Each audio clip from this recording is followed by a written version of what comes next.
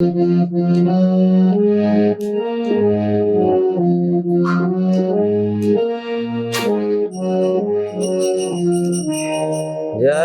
राधा माधव कुंज विहारी गोपीजन वल्लभ गिरिवरधारी।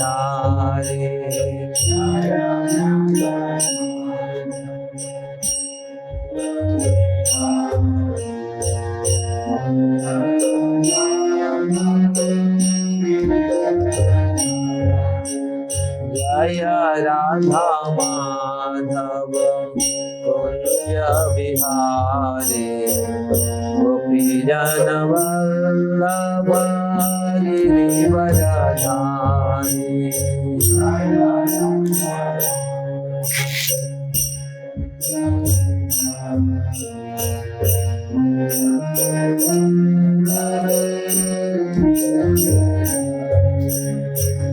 यशोदानंदन ब्रज जनरंजन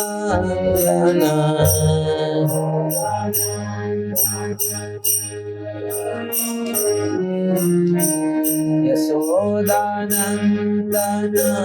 ब्रज जनरंजन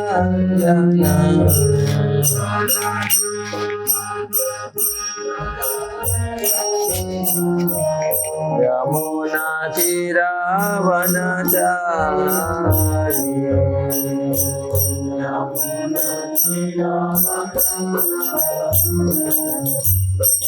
जय राधा माधव गोपीजन वल्लभ गिरिवरधारी।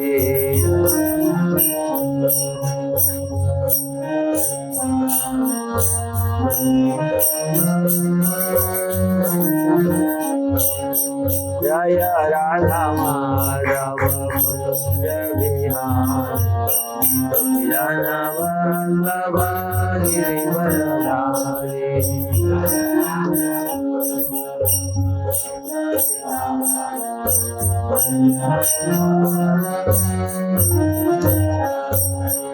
हरे कृष्णा कृष्ण कृष्ण हरे राम राम राम हरे हरे। हरे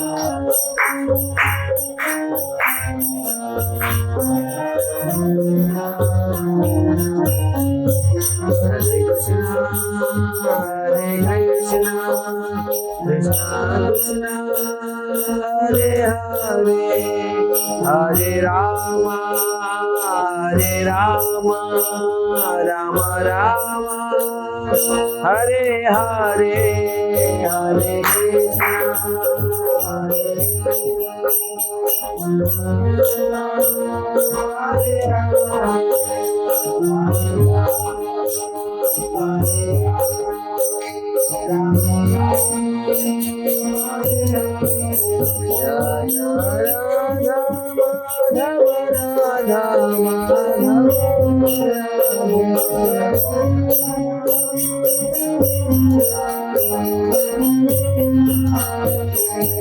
कृष्ण बलराम जय कृष्ण बलराम जय कृष्ण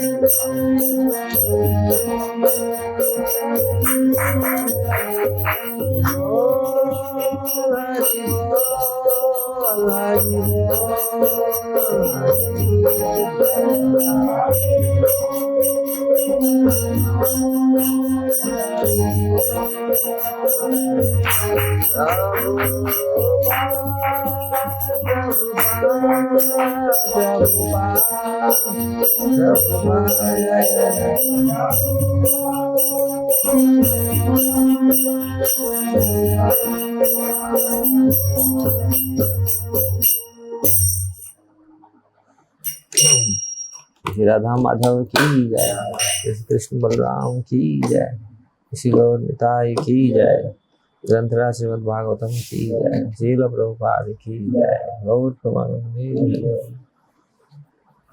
परिक्रमा कर रहे हैं क्या? अच्छा ठीक है।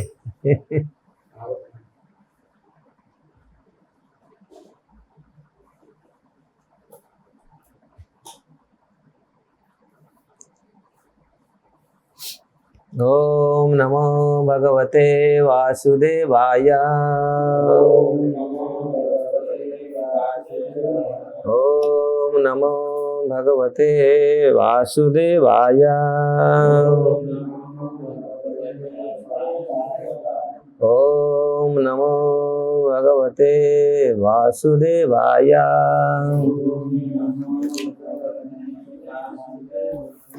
नारायण नमस्कृत्य नरं चैव नरोत्तमं देवीं सरस्वतीं व्यास ततो जयमुदीरये। नष्टप्रायेषु अभद्रेषु नित्यं भागवत सेवया भगवते उत्तम श्लोके भक्तिर्भवति नैष्ठिकीम्। मुखं करोति वाचालं पङ्गुलङ्घयते गिरियत्कृपास्तमहं वन्दे श्रीगुरुदिनतान् श्रीपरमानन्दमाधव सर्वशास्त्राधिपीयूषं सर्ववेदैकसत्फलं सर्वसिद्धान्तरत्नाढ्य सर्वलोकैकदृक्पदम् सर्वभागवतः प्राण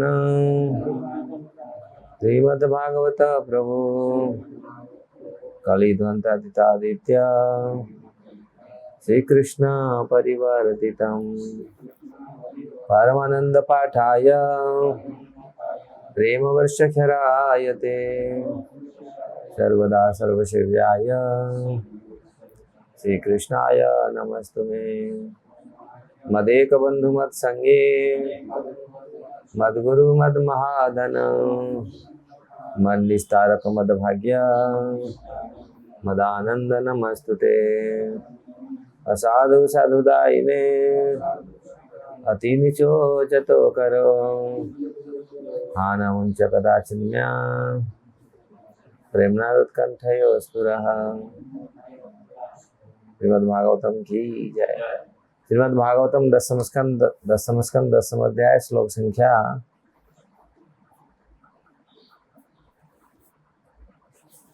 26-25।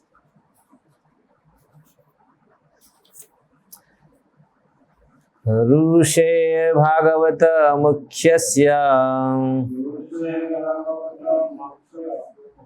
सत्यं कर्तु वचो हरि जगाम सनकैस्तत्र यत्रास्तां यमलार्जुनौ। ऋषे भागवत मुखस्य सत्यं कर्तु वचो हरिः जगाम सनकैस्तत्र यत्रास्तां यमलार्जुनौ। देवर्षि मे प्रियतमो यदिमौ धनदात्मजौ तथा साधयिष्यामि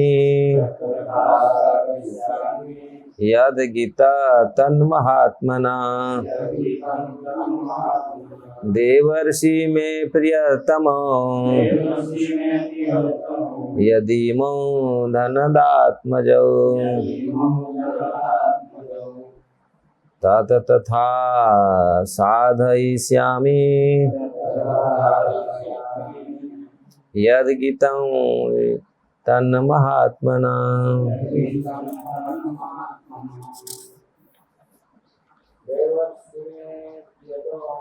देवर्षि मे प्रियतमो यदिमौ धनदात्मजौ तथा साधयिष्यामि यद्गीतं तन्महात्मना।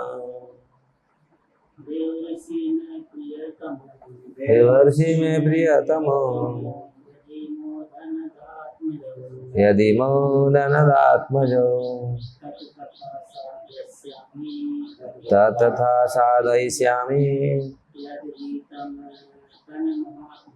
यद गीतं तन महात्मन। देवर्षि मे प्रियतमो यदि मौदनदात्मजो तथा साधयिष्यामि यद गीतं तन महात्मन।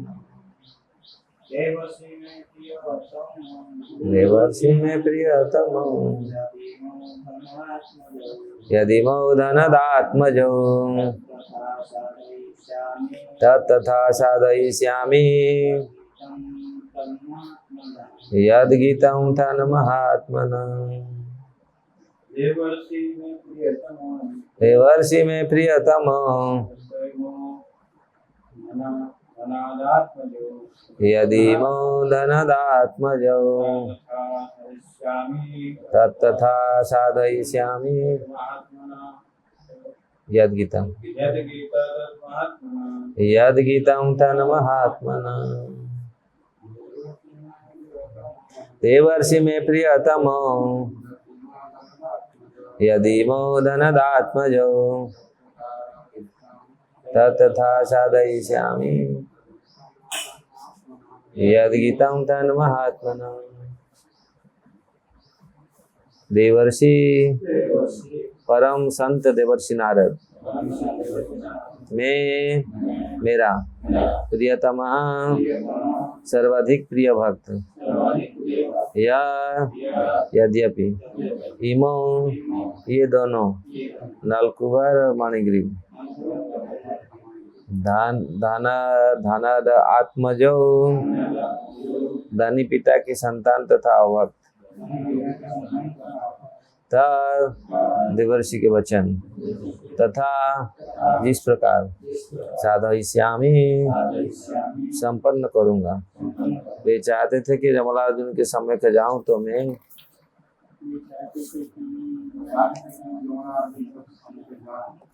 ऐसा ही करूंगा।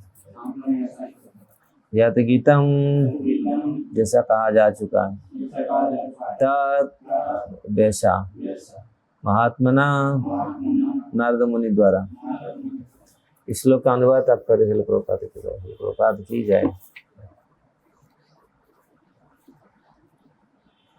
सर्वोच्च भक्त नारद के वचनों को सत्य बनाने के लिए भगवान श्री कृष्ण धीरे धीरे उस स्थान पर गए जहां दोनों अर्जुन वृक्ष खड़े थे।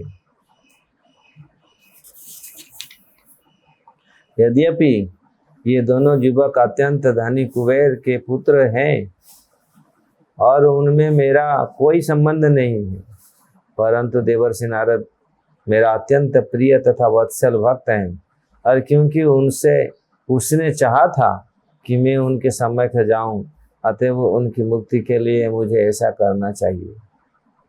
तात्पर्य, नलकुबर तथा मणिग्रीव को वास्तव में न तो भक्ति से न ही भगवान के साक्षात्कार से कोई प्रयोजन था, क्योंकि यह कोई ऐसा वैसा साधारण अवसर नहीं था। ऐसा नहीं है कि यदि कोई धनी हो या विद्वान या उच्च कुल में जन्मा हो तो उसे भगवान का साक्षात्कार हो ही जाएगा। ऐसा असंभव है। किंतु इस मामले में नारद मुनि की इच्छा थी कि नलकुबर तथा मणिग्रीव वासुदेव का प्रत्यक्ष दर्शन करें। अतः भगवान ने अपनी प्रिय भक्त नारद मुनि के वचनों को पूरा करना चाहा। यदि सीधे भगवान से वर मांगने की बजाय किसी भक्त की कृपा प्राप्त की जाए तो बड़ी आसानी से सफलता प्राप्त हो सकती है। इसीलिए श्री भक्ति विनोद ठाकुर की संस्तुति है, वैष्णव ठाकुर तुम्हार कुकुर बोलिया जाना हो मोरे, कृष्ण से तुम्हार कृष्ण दीते पार। मनुष्य को चाहिए कि भक्त के पीछे निरंतर कुत्ते की समान चलने की कामना करे। कृष्ण तो भक्त के हाथ बिके हुए हैं, अदुर्लभ आत्म भक्त, अतः भक्त की कृपा के बिना कृष्ण तक सीधे पहुंचने भी नहीं जा सकता। उनकी सेवा करना तो दूर रहा। इसीलिए नरोत्तम दास ठाकुर ने गाया, छाड़िया वैष्णव सेवा निस्तर पाई छे केवा। शुभ भक्त का दास बने बिना भवसागर से उद्धार नहीं हो सकता।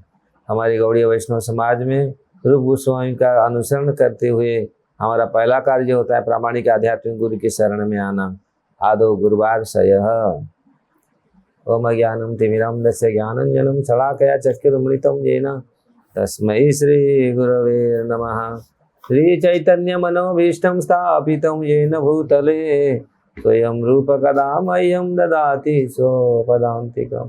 वन्देऽहं श्रीगुरु श्रीयुक्तपदकमलं श्रीगुरु वैष्णवांश्च श्रीरूपं साग्रजातं सहगण रघुनाथान्वितं तं सजीवं साद्वैतं सावधूतं परिजनसहितं कृष्ण चैतन्य देवं श्रीराधाकृष्णपाद सहगण ललिता श्रीविशाखान्वितांश्च।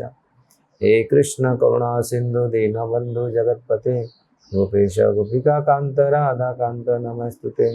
तप्त कांचन गौरांगी राधे वृंदावनेश्वरी वृषभानुसुते देवी प्रणमामि हरिप्रिये। पंचाकल्पतरुभ्यश्च कृपा सिन्धुभ्यैव च पतितानां पावनेभ्यो वैष्णवेभ्यो नमो नमः। जय श्री कृष्ण चैतन्य प्रभु नित्यानंद श्री अद्वैत गदाधर शिवासादि गौर भक्त वृंदा। हरे कृष्ण कृष्ण कृष्ण हरे हरे हरे राम राम राम हरे हरे। तो पास पास में आ जाओ भाई, इधर उधर उधर सब करी भाई। इतना दूर दूर वहां सुनाई में जोर जोर से बोल नहीं पाऊंगा। यहाँ सुखदेव गोस्वामी ये 10वें स्कंद भागवत में भगवान के दिव्य लीलाओं का वर्णन कर रहे हैं। हम लोग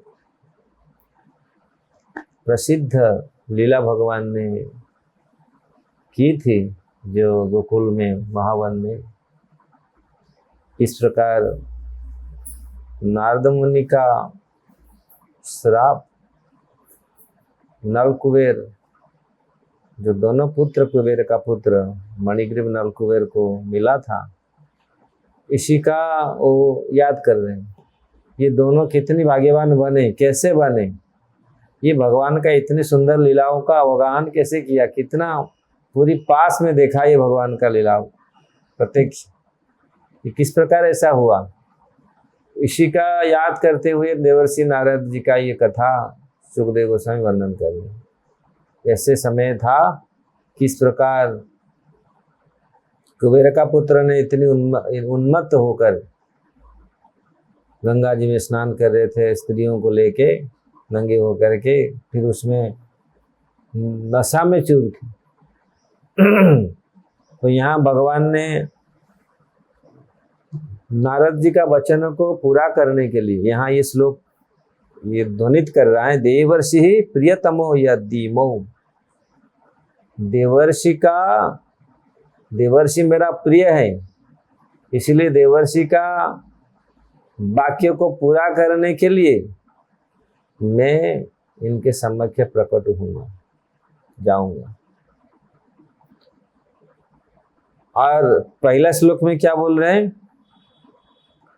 देवर्षि भागवत मुख्य, ऋषि भागवत मुख्य, जो भगवान श्री कृष्ण किस प्रकार ये नारद के वचन को सत्य करने के लिए ऋषि भागवत मुखस्य, भक्तों के मुख से जो निकला हुआ वाणी, भागवत मुखस्य, भक्तों के मुख से जो वाणी निकला हुआ उसको सत्य करने के लिए मैं जाऊंगा, उनके समक्ष प्रकट करूंगा। वो तो थे वहीं, तब से तो रह रहे हैं, लेकिन इनको उद्धार करने के लिए उनको, क्योंकि ये तो पूरी कितनी सालों का भगवान गोकुल में 3-3-3.5 साल, ज़्यादा समय नहीं रहे, क्योंकि कंस ने बहुत सारे असुरों को भेजा वहाँ, बहुत पास मथुरा मतलब जमुना के उस तरह पे गोकुल है, बस नदी पार करो पहुंच जाओ। तो इसीलिए ये बार बार कंस ने उनको बहुत राक्षस भेजा, इसलिए 2-3 साल तक वहीं रहे। उसके बाद पूरी छोड़ करके ये जामुला अर्जुन वृक्ष जब टूटा, उसके बाद यहाँ से नंद महाराज चले जाएंगे, वृंदावन होकर के नंदगांव चले जाएंगे। वहां तक अभी 2-3 साल तक वो यही थे। और भगवान छोटे थे बालक, घोटुन में किस प्रकार। तो यहाँ ये कहने का तात्पर्य है, भक्तों के वचनों को पूरा करने के लिए भगवान ये कार्य किया। भगवान कोई वाद्य से काम नहीं करते। भौतिक की जगत में बड़ा आदमी किसी को मानता नहीं, सुनता नहीं, सुनता है अरे हम तुम जो कुछ कर ले बोलते ना, ऐसे तो हम नहीं करूँगा कुछ। बड़ा ऑफिसर बन गया, कुछ ये हो गया है ना, हम भी भक्त को भी हो जाते हैं तो है हम तोरा बात नहीं सुने, है ना। भज गोविंद बोलता है सुनना, हमें किसी का बात नहीं सुनना, गुरु का बात भी नहीं सुनेगा कोई किसी का। तो दिमाग खराब होता है ना, आउट होता है तो किसी का बात नहीं सुनते। लेकिन भगवान तो ऐसा हमारा जैसे पागल नहीं है ना। हम लोग का दिमाग खराब होता है, क्या बोलते हैं, बाप माँ बाप किसी का बात सुनने वाला नहीं, ऐसे कभी कभी होता है ना। लेकिन भगवान तो ऐसा नहीं है ना। भगवान देखो हर चीज का, इसलिए परम पिता है, हर चीज को वो रखते हैं, ध्यान रखते हैं। हम लोग तो जब मद में चूर हो जाते हैं, दिमाग आउट हो गया, गुस्सा हो गया, माँ बाप क्या सबका पूरी, किसी का बात का भी ध्यान हम नहीं रखते। अरे वो कैसे बोले थे, चाहे माँ बाप हो, चाहे हितैषी हो, चाहे कोई भाई हो, बंधु हो, बहन हो, माँ हो, कोई भी हो, उसका बात को हम। लेकिन भगवान ऐसा नहीं है। भगवान का हर चीज भगवान को मालूम है, हर चीज को ध्यान भी देते हैं।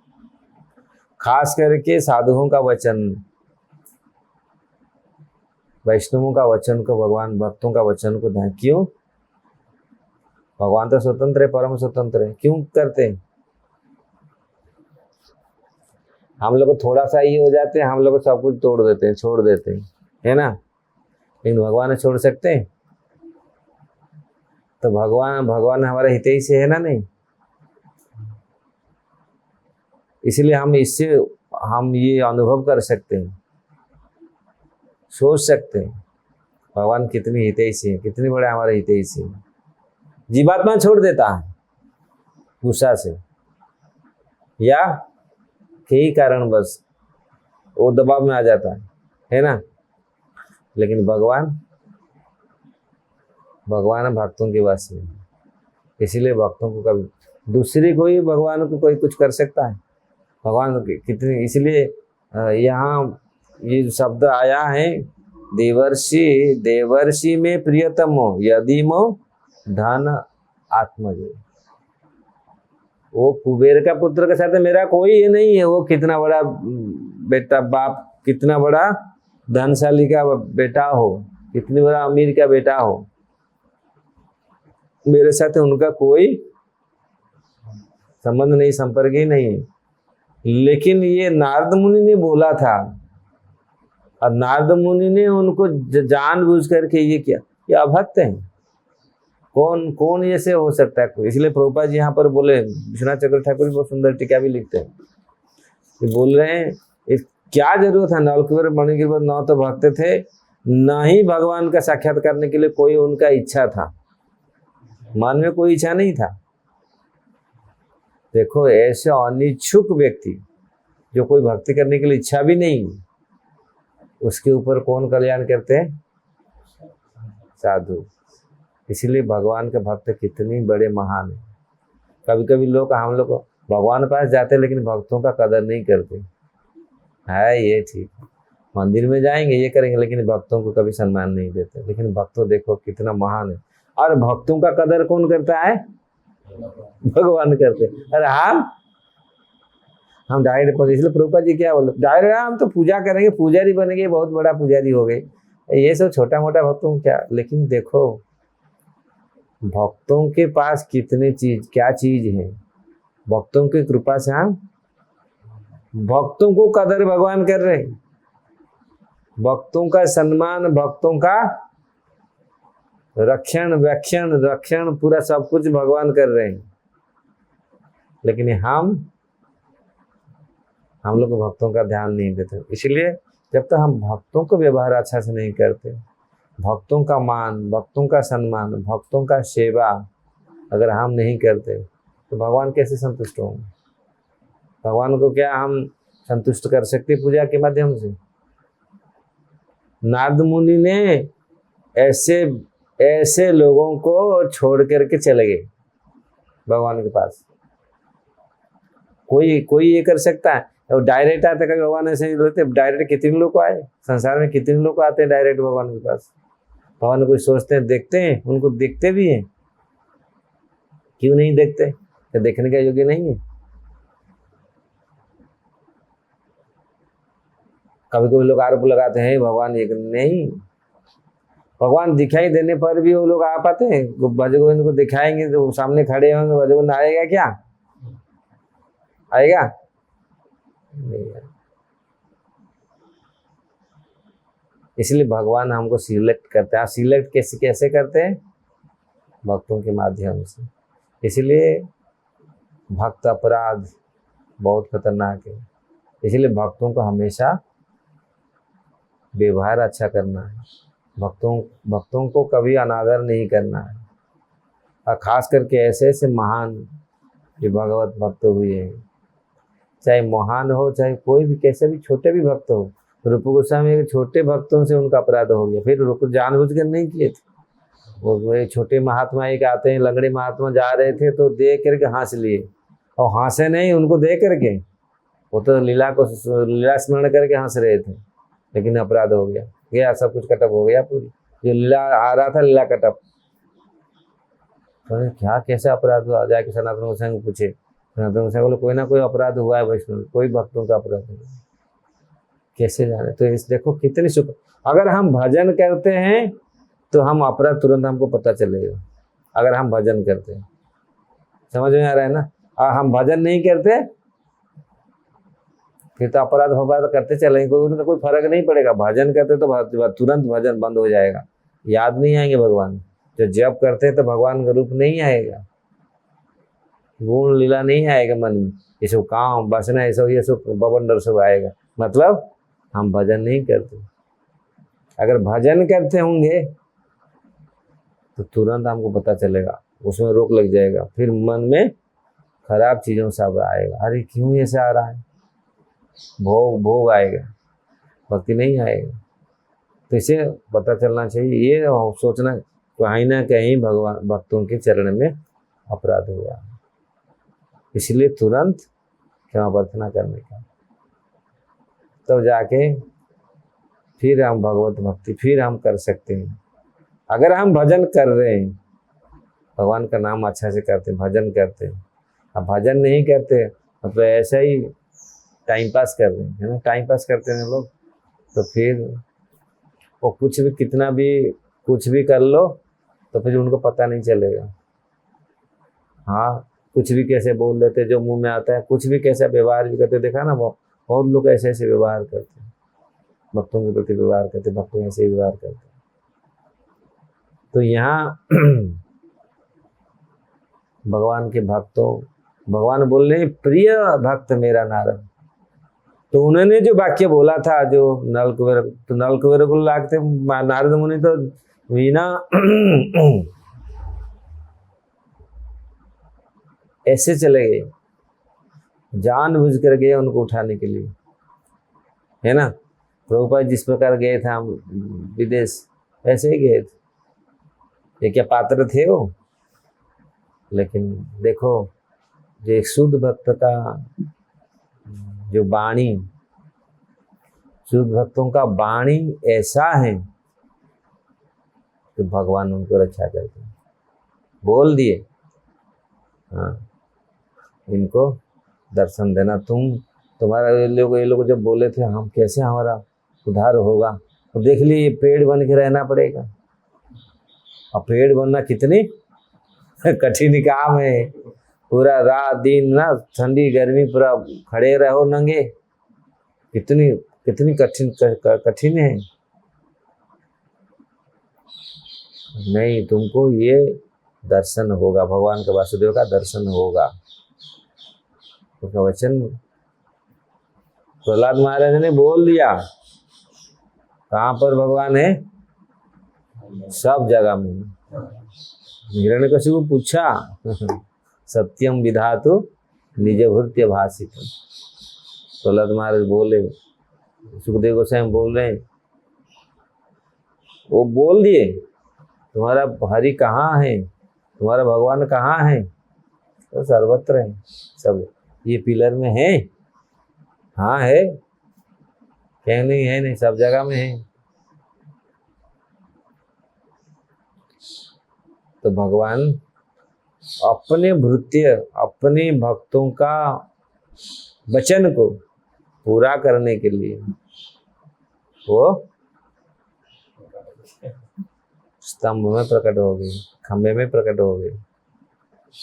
न मृग न मानुष न पशु, सत्यम विधातु निज भृत्य भाषितम।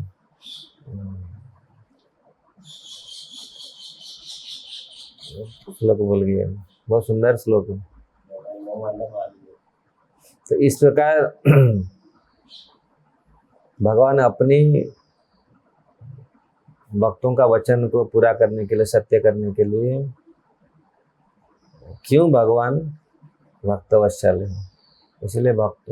यद्यपि भगवान सौराट हैं, उनको कोई किसी के वश में रहने का है ही नहीं, सर्वशक्तिमान है, कोई उनके वश में नहीं कर सकता, लेकिन भक्ति के वश में वो भक्ति के वश में आ जाते हैं, इसलिए भक्तवत्सल हैं भगवान, और कोई उनको कंट्रोल नहीं कर सकता।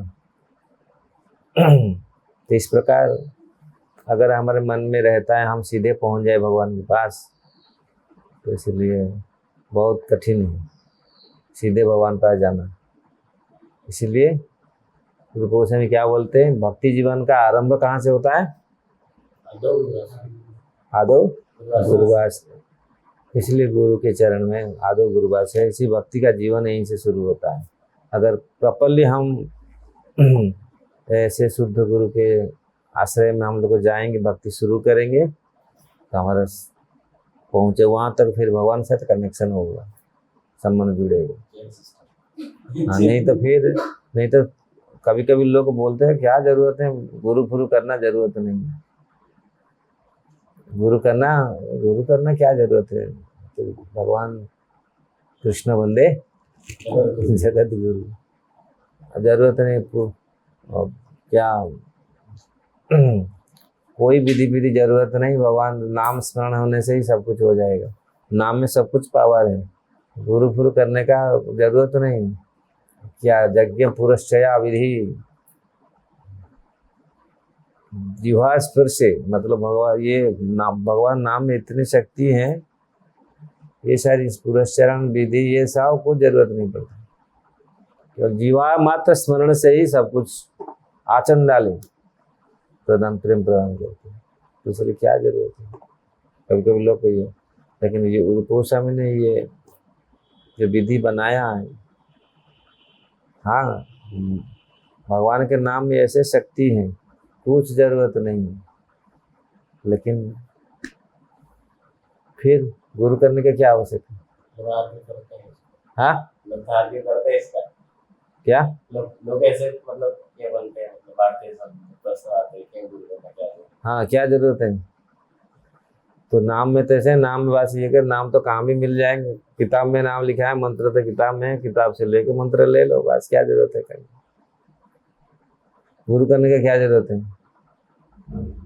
गुरु नहीं करेगा तो बहुत अच्छा है, क्योंकि गुरु के आदेश पर पालन करना पड़ेगा। फिर बस ये तो पूरा मंत्र ले लो किताब से, जरूरत नहीं कुछ बोलने का। और जब उनको ऐसे मिल गया तो अच्छा है ना, कोई किताब से मिल जाएगा मंत्र, है ना, जरूरत नहीं गुरु महाराज डांटेंगे, ऐसे बोलना पड़ेगा, ऐसे करो, भाई कौन ये करेगा? झंझट है ना, बहुत बड़ा झंझट है। बस सीधा ले लो मंत्र, किताब में है मंत्र, ये करेगा, शुरू कर लो, जरूरत है क्या? लोग चाहते हैं ऐसा ना। हाँ, ऐसे बहुत सारे हैं जो बोले मंत्र तो है, बस मंत्र ले लो, बस अपना, जरूरत नहीं। कि लिविंग गुरु क्या जरूरत है, साक्षात गुरु क्या जरूरत है? साक्षात गुरु यही है कि बिना गुरु ये बीज को डालना इतने आसान नहीं है। साक्षात होकर भी फिर भी भक्त लोग शुद्ध नहीं हो पाते। गुरु के मुख से सुन करके, गुरु सामने रह करके उनको इतनी ठीक करते हैं, इतनी करेक्शन करने पर फिर भी दोष दुर्गुण रह जाता है ना। आप देखें, मतलब इतनी गाइड करने पर भी फिर भी परेशानी है। कितनी, क्यों कर्म इतना, हम लोग का कर्म इतनी खराब है। डायरेक्ट गुरु महाराज हमको निर्देशन देने पर भी हमारा इतनी फिर भी मन मानता नहीं। मन शास्त्र के हिसाब से नहीं चलता, फिर भी मन मानी आ जाता है नहीं ऐसा। फिर मन में भूत घुस जाता है, मन में भूत घुस के नहीं मैं ये करूंगा, ऐसा करूंगा, हाँ ये है ना। कितनी बार हुआ वो जो है ना। तो डायरेक्ट रह करके फिर कोई सोचता है नहीं हाँ बूढ़ा गुरु करेगा, और बूढ़ा गुरु करेगा 2-3 साल में वो चला जाएगा। वो लोग ऐसे 2-3 साल में चला जाएगा, हमको कोई बोलना पड़ेगा नहीं, अपराध नहीं होगा। कभी कभी ऐसे लोग मैं सुन के ताजुब हो गया। लोग भी ये भी देखो कैसे प्लान बनाते हैं, मैं सुन के ताजुब हो गया। कुछ बोला ऐसे गुरु बनाओ जैसे बूढ़ा गुरु, वृद्धा, सॉरी गुरु वृद्धा।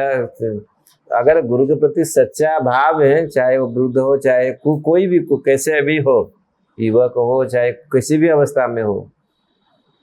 मैं सुन के इतनी मुझे हंसी लगा। बोला महाराज ऐसा गुरु हम बनाऊंगा जो 1-2 साल में चले जाएंगे, और मुझे और कुछ करना नहीं पड़ेगा, और मेरे ऊपर कुछ ये नहीं आएगा, कुछ और कोई मुझे बोलने वाला नहीं होगा। बस हम अच्छा से भक्ति करेंगे। बोला अच्छा से भक्ति करेगा ना, खराब होगा तो फिर तुमको जो कुछ समस्या होगा फिर वहाँ पर किसको पूछेगा? नहीं महाराज, वो समस्या आएगी नहीं, ऐसा भी है। तो वास्तविक छोड़ो। तो इसीलिए यहाँ क्यों बोल रहे हैं हम, हे वैष्णव ठाकुर आमी तुम्हारा कुकुर। प्रभुपाद जी यहाँ पर लिख रहे हैं, हम कुकुर मतलब आपके पीछे पीछे कैसे चले। अगर वास्तविक गुरु निष्ठा नहीं है, जिसमें गुरु निष्ठा नहीं है, कृष्ण में निष्ठा नहीं होगी। अगर गुरु निष्ठा, जितना गुरु निष्ठा हमारे मन में होगा इतना हम कृष्ण के प्रति निष्ठावान हो पाएंगे। अगर गुरु में संदेह आ गया, हाँ, तो फिर भगवत भक्ति हम नहीं कर पाएंगे। जितनी भगवत भक्त हुए, बड़े बड़े भक्त, उनके गुरु निष्ठा आप देखिए। अगर गुरु निष्ठा है आपको सब कुछ मिल जाएगा। चाहे आप भौतिक तरफ से, भौतिक जगत से या भौतिक चीजों से कमी है, चाहे विद्या हो, चाहे गुण हो, चाहे रूप हो, चाहे कुछ भी हो, भौतिक चीजों से कमी है, तो सब कुछ वो कमी नहीं रहेगा, क्योंकि गुरु की कृपा इतनी प्रबल है। अगर गुरु निष्ठा है आपको सब कुछ प्राप्त हो जाएगा। और गुरु निष्ठा नहीं है, आप बहुत कुछ एक्वायर कर लिया। लोग हैं ऐसे, बहुत सारे साधु लोग हुए हैं, बहुत सारे भगवत भक्त हुए हैं, और ऐसे अभक्त भी जो लोग गुरु ना करके या गुरु करके गुरु में इतना निष्ठा नहीं है, और गुरु में भरोसा नहीं है, अपनी दम पर भरोसा है कि मैं कर लूँगा, और गुरु क्या करेगा। बहुत वृंदावन में बहुत सारे भक्त ऐसे हुए हैं जो हमारे संप्रदाय में ऐसे लोग हुए हैं, तो गुरु के प्रति इतना निष्ठा नहीं था। हाँ, हम तो मेरा अपने दम, अपना पढ़ाई, अपना योग्यता, अपना ज्ञान कौशल पर बहुत भरोसा है, तो गुरु महाराज क्या करेंगे, मैं ये कर लूँगा। तो वो वास्तविक सक्सेस नहीं हो पाती। आप देखिए जितने बड़े बड़े भगवत भक्त हुए हैं, तो सब यही सक्सेस का ये सूत्र है कि हम गुरु निष्ठा, अगर हमारे हृदय में गुरु के प्रति पूरी निष्ठा है, गुरु के प्रति गुरु में कोई दोष बुद्धि नहीं है, तब हम हर चीज प्राप्त कर सकते हैं। चाहे हम पढ़े लिखे नहीं है, चाहे कुछ नहीं आता है, भौतिक जगत से कुछ हमको नहीं, अगर गुरु कृपा मिल गया तो हमको सब कुछ ज्ञात हो जाएगा और सब कुछ उपलब्धि होगा। गुरु कृपा नहीं है, यस्य प्रसाद भगवत प्रसाद। अगर गुरु का निष्ठा नहीं है हमारे हृदय में, तो फिर हम वो वस्तु को, जो भगवत वस्तु, भगवान को मुश्किल ही है प्राप्त करना। पाएंगे भी उपलब्धि नहीं कर पाएंगे। रावण, ये लोग पाए थे भगवान, दर्शन किए थे, कोशिश भी किए उनको पकड़ने के लिए, लेकिन वो नहीं पाए। कर पाए? नहीं कर पाए। रावण भगवान देखा नहीं था क्या? देखे, लेकिन पकड़ पाए, प्राप्त हो पाया? और दर्शन कर पाए क्या?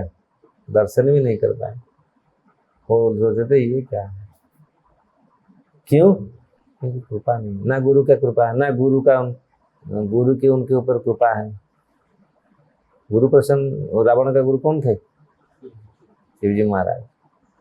शिवजी को सोचते थे ये तो हाँ नहीं, भगवान नहीं मानते थे वो। शिवजी को भगवान भी नहीं मानते थे वो। शिवजी बोलते हैं गुरु मानते थे, लेकिन शिवजी को ये कहते, लेकिन हाँ शिवजी एक बहुत बड़े शक्तिशाली पुरुष है, लेकिन शिवजी की बात कभी सुने हो?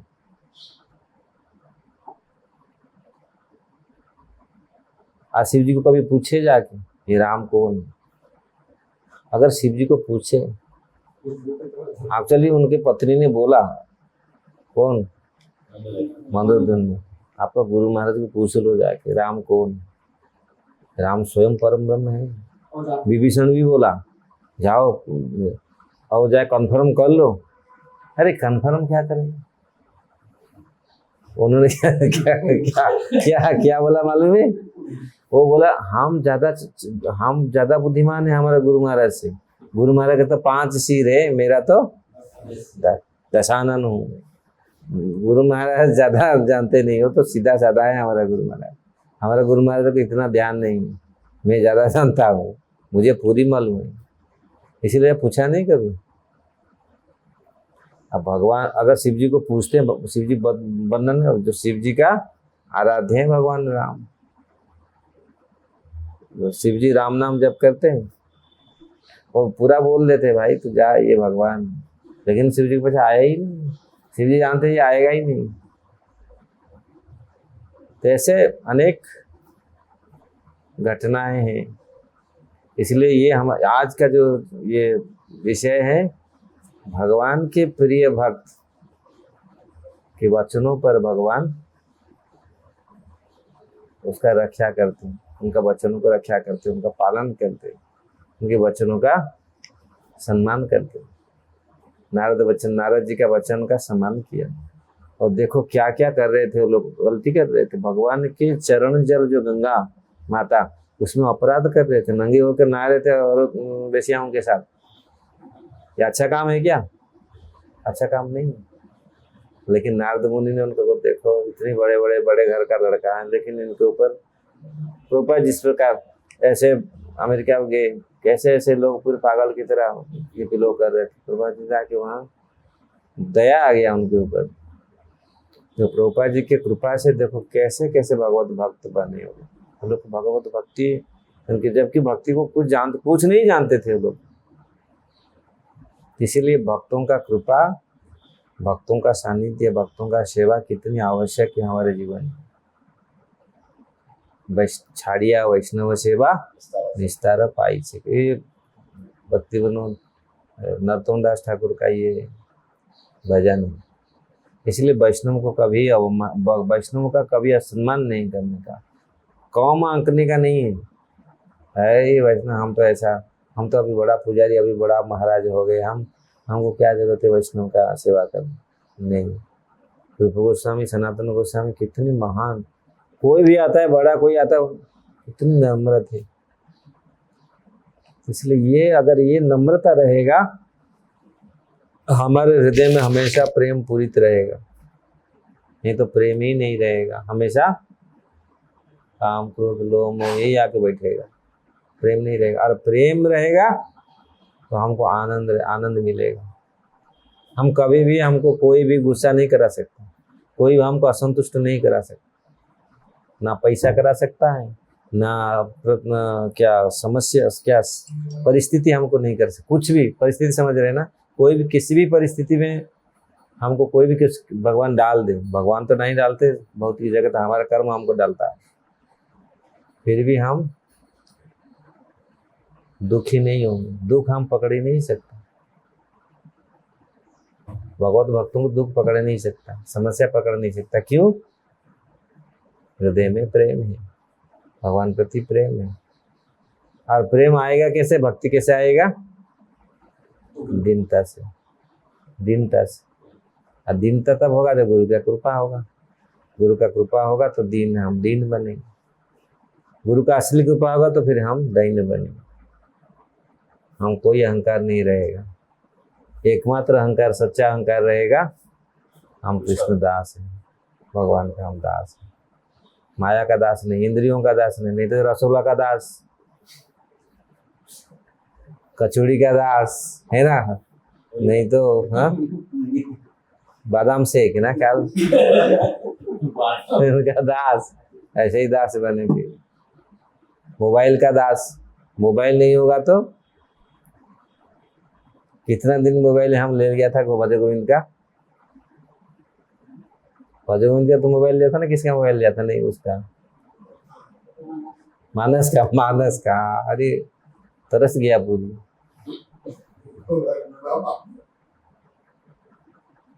तो इसीलिए ये भगवान उसी के उन्हीं के वचन को पूरा करते हैं। तो इसीलिए इसीलिए इस चीजों को इसीलिए हमेशा रखिए। अगर संसार में कोई सारे वस्तु हमसे कोई ले जाए, अगर भगवान हमारे हृदय में है, गुरु के प्रति हमारा निष्ठा है, कृपा है। इसलिए भक्ति सिद्धांत सरस्वती ठाकुर कहा करते थे, गुरु और कृष्ण को कभी नहीं भूलना चाहिए। कभी कभी ऐसे परिस्थिति होगा, हमको छोड़ना पड़ेगा, आश्रम छोड़ना पड़ेगा, मतलब देश छोड़ना पड़ेगा, सब कुछ ऐसे, सब कुछ बहुत कुछ छोड़ना पड़ता है, समस्या से आ जाता है। भक्तिदान ठाकुर एक बार लिखे, बोले कृष्ण, गुरु कृष्ण को नहीं भूलना। अगर गुरु कृष्ण को भूले नहीं तो हम इस जगत में हम चले जाएंगे, फिर भगवत धाम हम पहुंच जाएंगे। तो हम दो चीज़ नहीं भूलना चाहिए। परिस्थिति ऐसे आता है कभी कभी हम एक जगह में नहीं रह पाते, कहाँ चलते हैं। इसलिए ये दोनों को भूलना नहीं। अगर गुरु और कृष्ण को भूल गया तो गया फिर। अगर जो गुरु को गुरु निष्ठा है वो तो कृष्ण को कभी भूल नहीं पाएगा, क्योंकि गुरु की कृपा से कृष्ण कभी जाएंगे नहीं। इसलिए यहाँ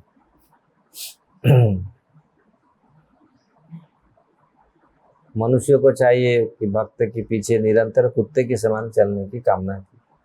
यही मन में यही रहना चाहिए, कैसे भक्तों का कृपा हमको मिले, गुरु की कृपा हमको मिले। और उनके कृपा मिलेगा तो हमारे मन शांत होगा, मन में ये विकार नहीं आएगा। नहीं तो काम क्रोध लोभ मोह मद मात्सर्य ये सब भरेगा, फिर मन में भूत घुसेगा, तो ये फिर हमको नचाएगा। प्रेम नहीं आएगा, और प्रेम जरूरत है, भक्ति जरूरत है। और भक्ति आएगा, हम कहीं भी रहे, एक कपड़ा भी रहेगा, नहीं तो 1000 कपड़ा रख करके अलमारी में पूरा पैक लग, लोग कितने रखते हैं। बड़े बड़े लोग के पास आप जाओ, भाई रे कितने पूरा जो कितने सारे, लेकिन फिर भी वो दुखी और देंगे नहीं, एक चीज भी नहीं देंगे किसी को। कोई पहना भाई पहन ले, नहीं देंगे। तकिया के नीचे और पूरा सोते हैं पूरी ये। और कोई कहे कि डायमंड क्या क्या लगा कर कितने करोड़ रुपया सर, लेकिन तो इसलिए भक्तों का तो धन ही क्या है, हमारा धन राधा। बोल रहे हमारे धन भाई राधा रानी, हमारे असली धन तो कृष्ण ही है। राधारानी असली धन है। अगर हम असली धन को रखें तो भौतिक जगत में कोई चीज हमको प्रभावित नहीं करेगा, क्योंकि हमारे पास असली धन है। और नकली धन को हम इकट्ठा करें, कबाड़ा को इकट्ठा करेंगे, वही गंद मर रहा है। जो कचरा को हम इकट्ठा करते हैं ना, सोचते यही धन है, यही हमारा रक्षा करेगा, आनंद देगा। ये आनंद नहीं देगा, धन देगा नहीं देगा। और ये मिलेगा कैसे? भक्तों की कृपा से, गुरु की कृपा से। इसलिए कचरा को छोड़ो, असली धन को इकट्ठा करो। नाउ ठीक है, किसी का कोई प्रश्न है?